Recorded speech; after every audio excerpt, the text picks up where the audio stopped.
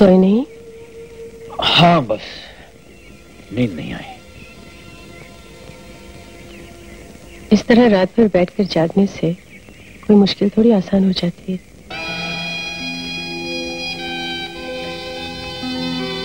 Ma'am साहब, मैं एक बात बताऊं आपको, हंसेंगी आप। इन दिनों कभी कभी दिल चाहता है कि रात को जब सब सो जाते हैं तो चुपके से उठूं और आहिस्ता से दुनिया के सारे गम, सारे दुख एक साथ मिटा के चुपचाप फिर सो जाऊं। सुबह लोग उठे तो हैरान हो जाए, अरे ये दुनिया इतनी अच्छी हो गई। ये दुनिया तो अच्छी ही है आजाद। देख लो अपने चारों तरफ, सब कुछ शांत है। हवा, पेड़ पौधे, ये चिड़ियां, बस एक इंसान ही है जिसने अपने आप को इतना दुखी बना रखा है। लेकिन उसे अपने आप को बदलना होगा। जिंदगी ऐसे तो नहीं चल सकती, कभी तो बदलेगी। ऐसा कैसे हो सकता है कि रात ही रात चलती रहे और सवेरा ना हो? ये तो नहीं हो सकता मेरे साथ।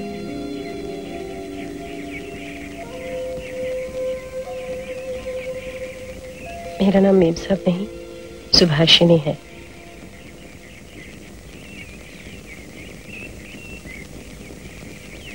सुभाषिनी?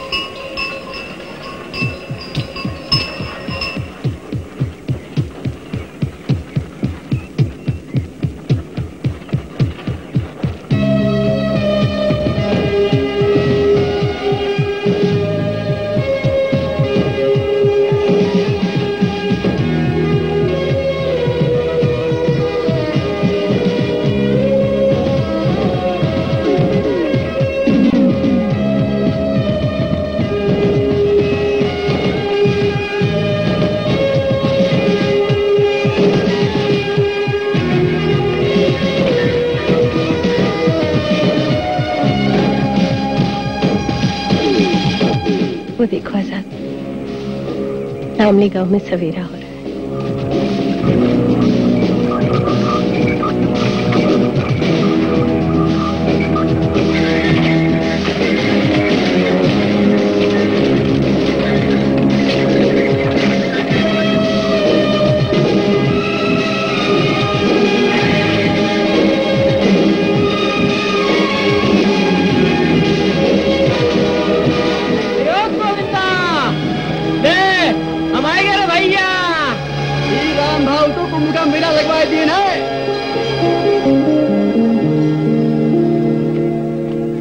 क्या हुआ, कुछ पता चला? वो लोग अभी आपस में बात कर रहे हैं, देखें क्या फैसला। साहब, ये लो पानी। ये क्या है? आप पानी मांग रहे हैं हमसे?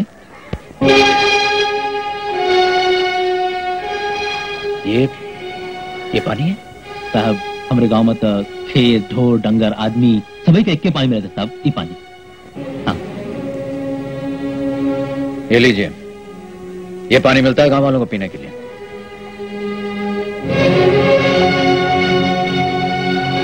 साहेब, मान गए, सगरे गांवन के लोग बात मान गए। अब जौन डगर आप चलाओ, उहे डगर हम चलें, समझे?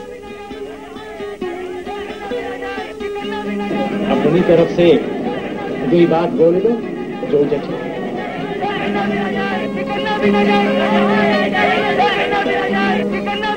भैया खामोश हो जाओ, खामोश हो जाओ। बाबू साहब तुमसे दो लफ्ज कहत हैं।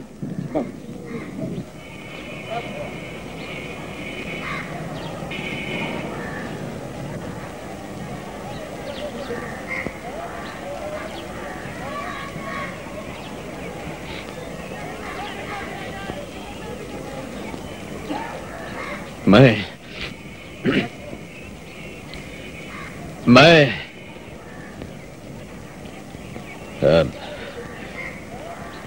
आप सब आज जो ये सब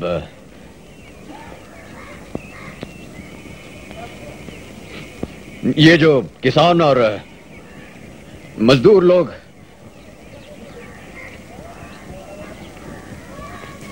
आज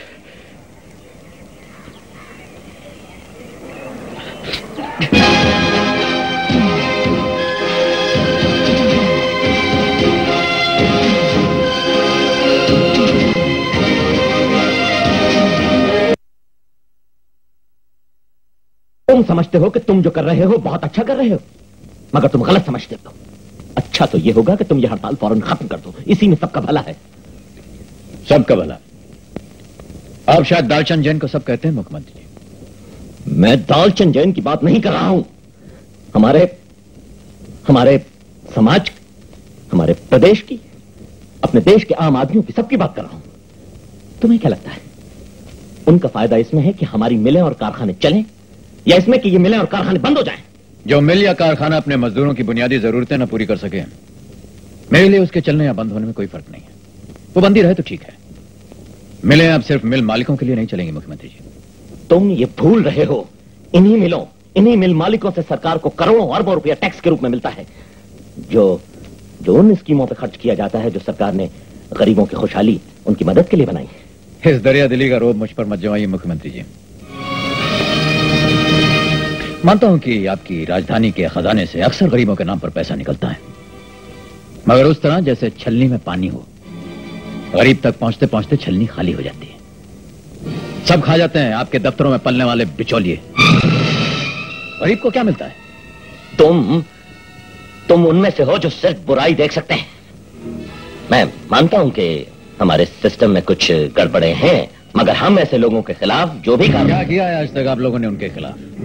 क्या किया आज तक? कितने मिनिस्टर, कितने कलेक्टर, कितने बड़े सरकारी अफसर जेल गए हैं रिश्वत और बेईमानी के इल्जाम में?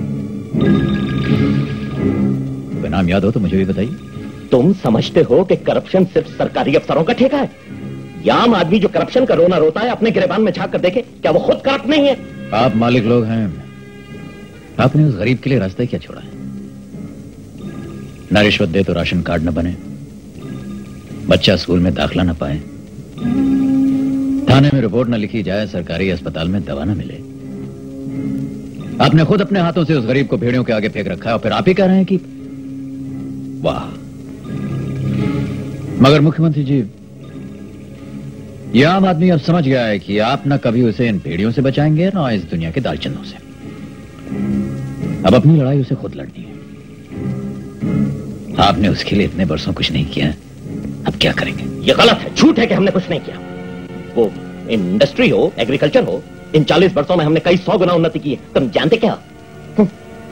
आज हमारा देश दुनिया के चंद इंडस्ट्रियलाइज्ड देशों में से एक है। समस्याएं हैं, जितना बड़ा देश उसकी समस्याएं भी उतनी बड़ी। यहां किसी के पास जादू की छड़ी तो है नहीं कि इन 40 वर्षों में सारी समस्याएं, सारी मुश्किलें, सारी मैं मानता हूं 40 बरस में आप हर इंसान को 2 वक्त की रोटी नहीं दे सके, कोई बात नहीं। 40 बरस में आप हर इंसान को तन ढकने के लिए एक जोड़ा कपड़ा न दे सके, कोई बात नहीं। 40 बरस में आप हर इंसान को सर छुपाने के लिए एक छत नहीं दे सके, कोई बात नहीं। 40 बरस में आप हर इंसान को तालीम नहीं दे सके, रोजगार नहीं दे सके, दवा इलाज नहीं दे सके, कोई बात नहीं। 40 बरस में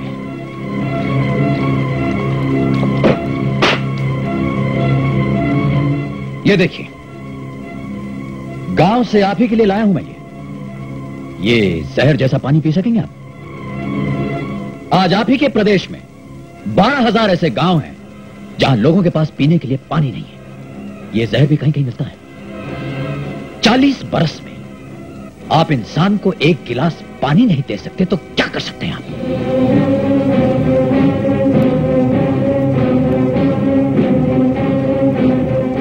आपको इस कुर्सी पर बैठने का कोई अधिकार नहीं है। उठ जाइए, उठ जाइए, वरना वो दिन दूर नहीं है जब लोग अपने हाथों से आपको उठा करके यहां से बाहर फेंक देंगे। मैं तो जा रहा हूं, मगर आप मेरी बात पर जरा सोचिएगा।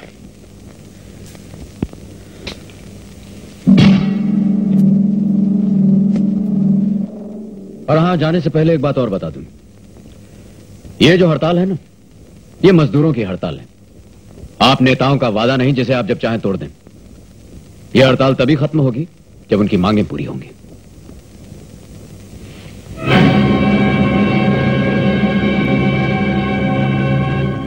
तुम्हारी उन लोगों से जो बातचीत हुई